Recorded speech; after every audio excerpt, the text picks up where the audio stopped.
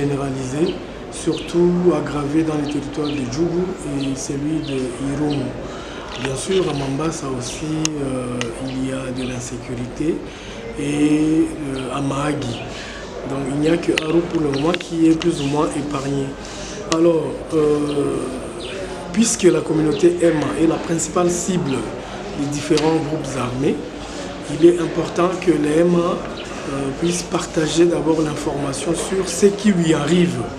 Parce que jusqu'aujourd'hui, il y a des gens qui ne comprennent pas qu'est-ce qui se passe réellement sur le terrain. Il n'y a que les Emma qui peut expliquer au monde entier ce qui se passe chez lui. Comment on les tue, comment on lui ravit ses villages, c'est bien comment on tue, on détruit sa culture. Et il y a même des Emma qui ignorent ce qui se passe auprès des villages de leurs autres frères, de tel autre village ou tel autre. Et donc, il était important que les Emma entre eux puissent d'abord faire cette lecture d'ensemble et avoir la même compréhension de ce qui se passe. J'insiste, il y a beaucoup d'Emma qui ne connaissent pas ce qui se passe chez eux. Et ce dialogue a le mérite de réunir tous les Emma venus de tous les coins, j'insiste, venus de tous les coins, tous les villages sont représentés ici, pour que l'information soit partagée, l'information depuis le début des hostilités jusqu'à aujourd'hui.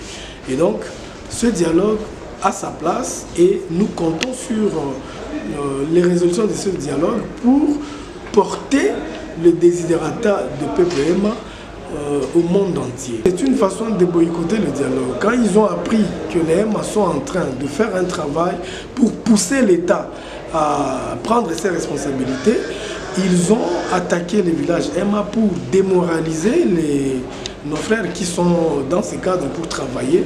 Et nous avons les nerfs solides, nous ne sommes pas perturbables. Nous continuons à travailler et nous avons fait le rapport immédiatement aux autorités militaires en qui nous faisons encore confiance pour qu'ils prennent toutes les dispositions pour arrêter ces massacres qui ne font que se perpétrer dans nos villages. Un message que je vais lancer à la population Emma, c'est le message de confiance. La paix, c'est un processus. La paix, ce n'est pas quelque chose qui arrive sous le coup d'une baguette magique. Ce n'est pas par exemple lorsqu'on se réunit comme ça qu'au lendemain de nos assises, on aura la paix.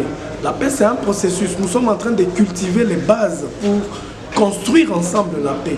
Nous devons sensibiliser les autres communautés qui sont victimes comme nous. Nous devons surtout aussi décrire à l'État ce qui se passe et interpeller les responsables politico-militaires du pays pour que les choses changent. Il y a eu dans ce pays